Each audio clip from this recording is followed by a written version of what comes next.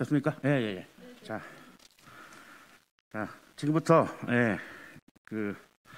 연구자 차별철폐를 위한 권리선언 기자회견을 실시하도록 하겠습니다.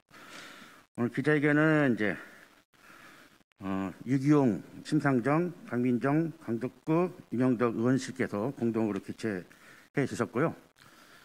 주간에 이제 저희 연구자 차별철폐 공동대책위원회 13개 단체가 같이 참여해서 진행을 이제 하게 됐습니다.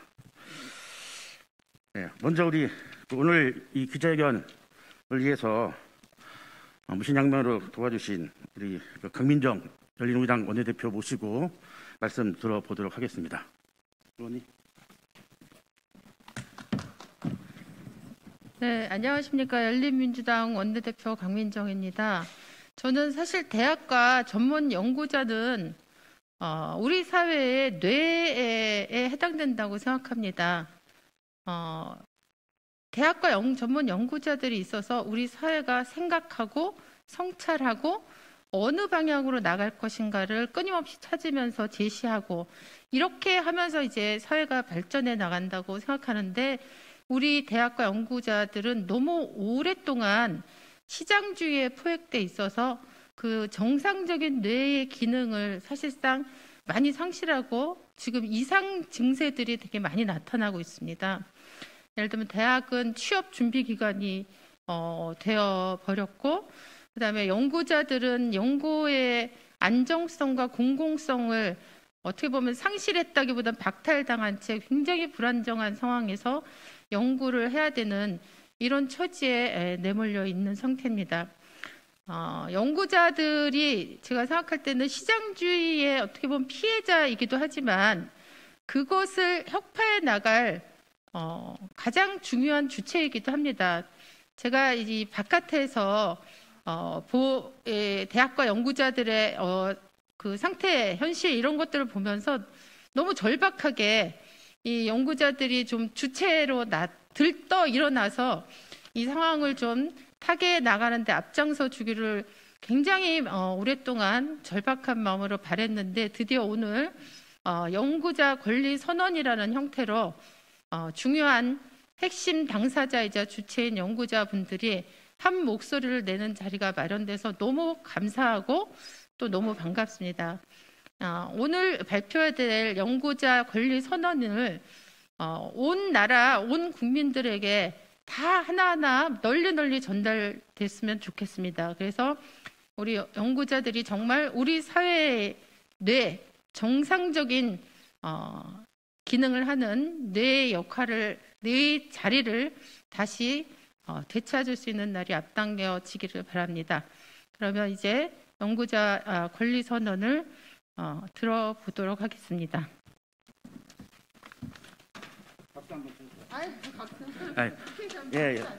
아니, 저희 나라는 문화가 있으니까. 그래서 제가 사실 이제 조금 빨리 진행하다 보니까 아까 좀 순서를 좀 바꿨는데요. 오늘 참석해 주신 선생님들 먼저 소개를 좀 시켜드리고 진행을 하겠습니다. 저희가 13개 단체인데 다는 못 오셨고 각 단체를 대표해서 몇몇 선생님 오셨거든요. 현수막 들고 계시는 왼쪽에 기자분 왼쪽에 계시는 분은 연구자의 집 박철원 선생님이시고요. 오른쪽에는 석유 인문사연구실의 정정은 선생님이시고요. 그다음에 오른쪽에 민기업의 강명숙 선생님, 그리고 연구자의 집의 최가수 선생님, 인문협동조합의 한보영 선생님, 그다음에 이제 여성연구자를 대표해서 한교조의 김원진 선생님, 또 한교조의 우리 박중절 선생님, 그다음에 교수노조의 박정은 선생님이십니다. 저는 사회를 맡은 저는 학전협의 배성인이고요. 기자회견문을 마지막에 낭독하려고 했는데 저희는 기자회견문을 안 쓰고 연구자 권리선언을 낭독을 하겠습니다. 순서를 바꿔서 연구자 권리선언문을 먼저 낭독하고 그 다음 발언으로 이어가도록 하겠습니다. 자, 두 분 낭독해 주시면 됩니다. 연구자 권리선언, 연구자 권리 증진과 차별 철폐를 위한 공동대책위원회. 모든 인간은 존엄과 가치를 가지며 자유의지에 따라 자신의 목표를 실현할 권리를 갖는다. 이러한 권리는 진리를 추구하고 연구, 교육을 수행하며 공동체에 기여하는 연구자들에게 활동의 기본 토대가 된다. 우리는 현재 이 토대의 붕괴를 목도하고 있다. 우리 사회에서 연구의 공공성은 매우 취약하며 환경위기나 코로나19 팬데믹과 같은 미중유의 사태를 극복하는 데 절실한 성찰적이고 창발적인 연구는 단기적 성과주의가 지배하는 경쟁체제에 의해 안정성을 보장받고 있지 못하다. 삶의 모든 영역을 상품화하는 것이 마치 정원 명령처럼 통용되면서 진리의 전당이어야 할 대학조차 사실상 기업으로 전락하였다. 무엇보다 대학 붕괴가 현실화하면서 많은 연구자들이 나락으로 내몰리고 있으며 연구자로서의 삶이 지속 불가능하다는 공포 속에서 절망하고 있다. 연구의 공공성 위기와 연구자의 생존 위기는 단순히 연구자라는 특정 직종의 위기만을 의미하지 않는다. 보편적이고 공공적 가치에 기반한 연구활동은 그 자체로 우리 사회의 미래와 밀접하게 연결되어 있다. 지금의 상황에 절망하여 침묵하고 있기에는 이 문제가 너무나 절실하다. 우리는 현재의 위기를 교육과 연구에서 공공성을 회복할 마지막 기회로 생각한다. 이것은 단지 그동안 학문 활동의 터전이었던 대학의 공공체성을 보듬어내는 차원을 넘어 우리 사회, 더 나아가 인류의 생존 가능성을 확대하는 일이다. 이러한 과제를 정당하고 당당하게 수행하기 위해 연구자로서의 권리를 선언하고 사회적 책무를 밝힌다. 네, 상당 기간의 논의와 수기를 거쳐서 저희가 마련한 그런 연구자 권리선언은 총 9개의 조항으로 구성되어 있습니다. 다 읽어드릴 수는 없으나 거기서 핵심적인 내용을 중심으로 간추려서 말씀드리겠습니다. 1조는 연구자의 정의에 해당하는 부분이고요. 호기심을 품은 모든 개인은 자유롭게 연구자가 될 수 있어야 하고 연구자는 인류 공공의 지적 체계를 갱신함으로써 공동체의 진보에 기여하는 것을 목적으로 하여야 한다라고 되어 있습니다. 2조는 연구자의 책무이고요. 윤리적으로 연구의 전 과정을 수행해야 하고 학문 공동체의 동료로서 서로 존중해야 한다라는 등의 그런 내용이 포함되어 있습니다. 제3조 연구자의 평등. 여기서는 모든 연구자가 학문 공동체에 동등한 의결권과 선거권, 피선거권을 가진다라는 것뿐만이 아니라 제2항 굉장히 핵심적인 내용인데요. 모든 연구자는 젠더, 섹슈얼리티, 지위, 장애, 병력, 나이, 언어, 국가, 민족, 인종, 피부색, 지역, 학교, 신체 조건, 혼인, 임신 또는 출산, 가족 형태 및 가족 상황, 종교 사상 또는 정치적 의견, 전과, 학력, 고용 형태, 사회적 신분 등을 이유로 차별받지 않을 권리를 가진다라고 되어 있습니다. 제4조는 연구 성과이고요. 연구 성과가 왜곡 남용되지 않도록 감시할 의무가 있다라고 되어 있고요. 5조는 연구 환경 부분입니다. 여기서는 그 연구 환경의 안전성과 안정성 그리고 개방성, 독립성을 보장받을 수 있어야 한다라는 것이고 연구자는 이에 해당하는 그 권리를 가질 수 있다라고 되어 있습니다. 제6조는 정책 참여이고요. 7조는 조직 결성의 자유이고요. 8조는 사회 경제적 권리, 즉 연구자는 모든 노동자 시민과 마찬가지로 자신의 연구 노동을 통하여 노동자로서의 생존, 시민으로서의 품위, 인간으로서의 존엄을 유지할 권리를 가진다라고 되어 있습니다. 마지막으로 9조, 굉장히 중요한 마지막 부분이 될 것 같습니다. 제9조는 국가의 책무입니다. 국가는 연구 활동을 촉진하고 학문의 독립성, 자생성, 지속성을 뒷받침하고 연구자의 권리를 보장해야 한다라고 되어 있습니다. 그래서 여기서 제 마지막으로 6항에서 국가는 연구자의 사회 경제적 권리를 실현할 수 있는 정책과 그 모든 의무를 다해야 하고 여기에는 사회보험과 연구자 생애주기에 맞는 재정 지원 등의 제공, 재생산 권리 보장, 연구자를 위한 사회주택의 제공 등이 포함되어야 한다라고 하는 내용이 연구자 권리선언의 주요 내용이라고 하겠습니다. 감사합니다. 예, 연구자 권리선언 낭독을 했습니다. 저희가 이제 한 10개월 동안 이 권리선언문을 작성하는데 시간이 소요가 됐고요. 많은 토론회를 거쳐서 꼼꼼하게 살펴봤고 한 달 동안 이제 서명운동을 했는데 한 1,686명 보도자료에 있지만은 참가를 해주셨습니다. 단체는 앞 서두에도 말씀드렸던 것처럼 13개 단체가 같이 대책위에 참여하고 있습니다. 그래서 이번에는 짧게라도 좋으니까 우리 각 단체를 대표해서 한 분씩 말씀을 들어보도록 하겠습니다. 먼저 연구자의 집 대표이신 우리 최갑수 선생님 말씀 들어보도록 하겠습니다. 예, 반갑습니다. 연구자의 집 이사장으로 있고요. 서울대 명예교수로 있습니다. 제가 여기 헌법책을 가져 나왔는데요. 우리가 이제 학문이라든가 교육, 예술, 과학기술 이런 것들은 다 헌법에 들어 있습니다. 그러니까 헌법적 가치를 갖는 것이죠. 근데 기하게도 헌법에 연구라는 단어가 들어 있지 않습니다. 연구는 헌법적 가치를 인정받고 있지 못합니다. 그러면 어떤 문제가 생기냐면 교육과 연구를 결합시키는 것이 대학의 존재 이유고, 바로 근대 대학의 현장에도 교육과 연구를 결합시키는 것인데, 교육은 헌법적 가치를 부여받고 있는데, 헌법적 존재성을 부여받고 있는데 교육은 그게 빠져 있습니다. 구체적으로 얘기하자면 현재 교육부에서 대학 평가할 때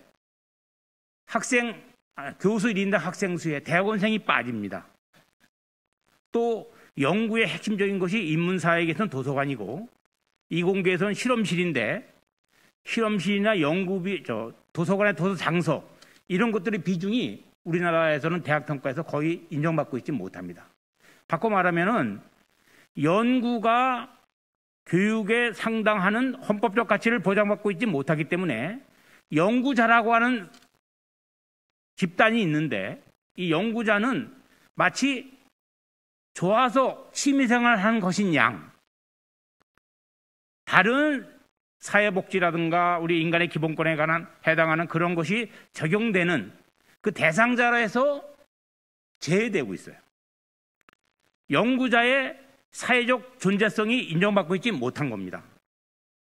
그래서 저는 이 선언을 하게 된 것은, 사실 여러분도 알다시피 프랑스 혁명 났을 때 1789년에 인간과 시민의 권리 선언이라고 하는 것이 1791년 헌법의 전문입니다. 그래서 헌법적 가치를 원칙적인 선에서 이제 제시한 것이 인권 선언인데, 저희가 연구자 권리 선언을 한 이유는 연구가 헌법적 가치를 인정받고 있지 못하고 연구자가 그 마땅한 사회적 존재성을 인정받고 있지 못한 이 부분을 지적해서 그것이 가지고 있는 잠재적 가치를 공유하는 자리로서 우리가 연구자 권리 선언을 하게 됐습니다. 연구자가 인정받고 그 마땅한 연구의 그 사회적 가치가 인정받는다고 하는 것은 교육부의 사실은 직제라든가 또는 대학 평가라든가 또는 우리 사회에서 대학원의 존재 이유라든가 또는 대학 평가에서 학부 대학이 있고 대학원 대학이 있고 연구 대학이 있고 뭐 이런 구분들이 있는데, 그런 것들이 아직 우리 대학 평가에 들어와 있질 않아요. 그래서 저희가 기본적으로 연구자가 그 마땅한 사회적 대접을 받아야 한다 하는 의미에서 이 권리 선언을 하게 됐습니다. 예, 감사합니다.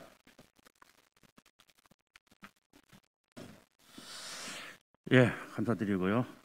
그리고 대학 연구자들이 만든 단체들이 꽤 있는데요.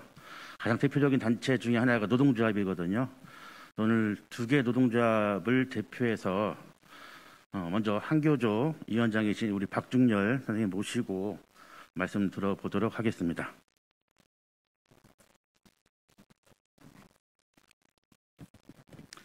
예, 안녕하십니까. 한국비정규 교수노동조합 위원장 박중렬입니다. 아직까지 대학 내에서는 다양한 형태의 차별이 온전하고 있습니다. 교육의 측면에서 그렇고 연구의 측면에서도 그렇습니다. 오늘 이 연구자 권리선언을 계기로 해서 대학 내 모든 차별이 어떤 형태의 차별도 종식되기를 희망합니다. 그리고 저희가 지금 추진해왔던 이 연구자 권리선언을 또 중심으로 해서 연구자의 존재가 대학 내에서 굉장히 소중하고 그들의 존재를 기반으로 해서 대학과 교육과 연구가 좀 더 활발하게 진행될 수 있도록 국가적 책임을 다해 주어야 된다. 교육의 공공성과 연구의 공공성을 국가가 책임을 다해서 지원해 줘야 된다. 저희는 그렇게 생각합니다. 한국비정교수노동조합도 대학 내 존재하고 있는 모든 차별에 저항해서 싸우고 극복할 수 있도록 노력하겠습니다. 감사합니다. 예, 한 분 더 소개를 시켜드리겠습니다. 방금 전에 제가 말씀드린 전국교수노동조합 위원장 우리 박정은 위원장님 모시고 말씀 들어보도록 하겠습니다. 예, 안녕하십니까. 전국교수노동조합 위원장 박정원입니다.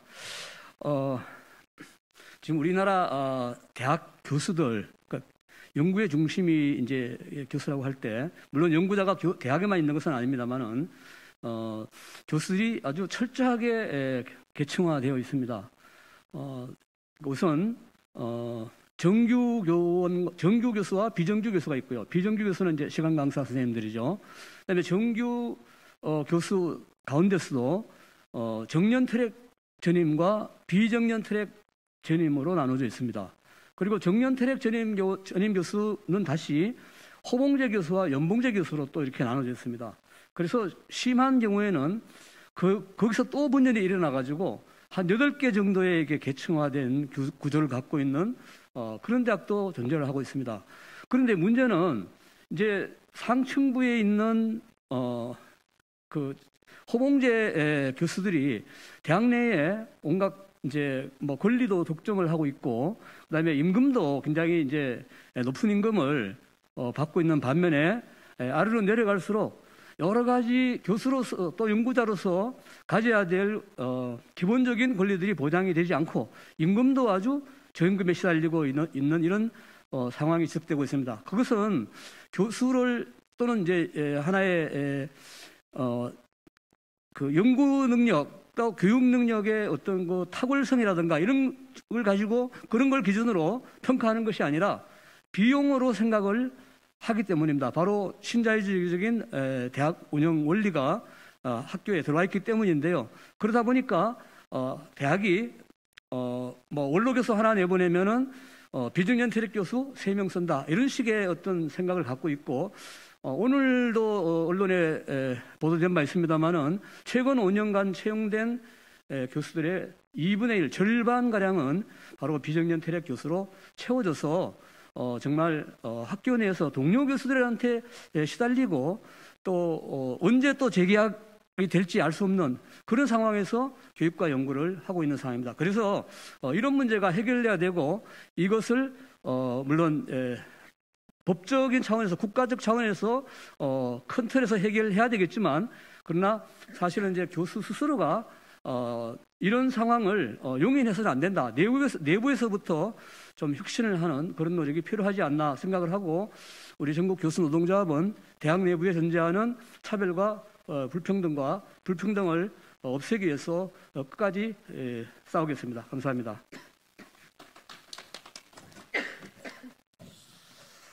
네, 이제 마지막인데요. 저희 교수 연구자 운동은 크게 3가지 운동으로 나눠져 있습니다. 학술운동이 있고요. 그다음에 노동운동이 있고요. 그리고 사회운동이 있습니다. 앞에 2 운동은 이제 3분 선생님께 말씀하셨고, 마지막으로 이제 교수 연구자 운동 중에서 가장 상징적이고 대표적인 사회운동 단체인 민기업의 공동의장이신 우리 강명수 선생님 모시고 말씀을 들어보도록 하겠습니다. 예, 반갑습니다. 민주평등사회를 위한 전국교수연구자협의회 전 상임공동의장이자 배재대학교에 있는 강명숙입니다. 앞에서 좋은 연구자 권리선언의 의의라든지 내용에 대해서 이야기를 했는데요. 저는 이런 생각을 해봅니다. 요즘 젊은 사람들에게 결혼하라, 그 다음에 출산하라, 기성세대 입장에서 보면 했으면 좋겠지만 하라고 이야기하기가 어렵습니다. 또 하나는 지방대학으로 가라, 지방에 가서 살아라 이야기하기 참 어렵습니다. 더 어려운 것은 연구자의 삶을 살아라, 아니면 주변에서 누군가 연구자의 삶을 살겠다 그러면 그래 참 좋은 일이야 라고 이야기하기가 굉장히 어렵습니다. 그동안 우리 한국 사회에 여러 가지 문제점이 있었지만 오늘과 같은 여러 가지 세계적인 성과를 얻을 수 있었던 것은 보이지 않는 곳에서 연구가 축적되었기 때문이라고 생각합니다. 뭐 신자유주의니 어쩌니 이렇게 해서 활용하고 그걸 상품화하는데 많은 성과를 이루었다면 그 저변이 되는 연구의 축적, 이것을 그동안 너무 소홀히 하지 않았나 싶습니다. 그 연구의 보이지 않는 연구의 축적을 위해서 젊은이들에게 연구자의 삶을 살아라 라고 말할 수 없다면 그것은 희망이 있는 사회라고 생각하지 않습니다.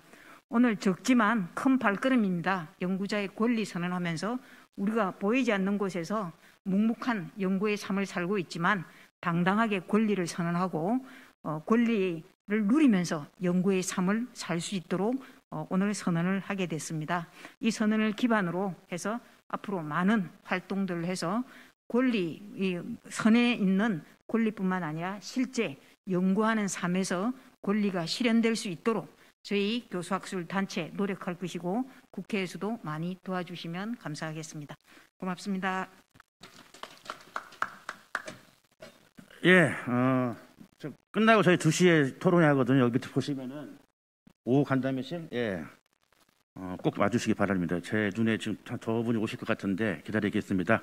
자, 이상으로 연구자 차별 철폐를 위한 연구자 권리 선언 기자회견을 마치도록 하겠습니다. 고맙습니다.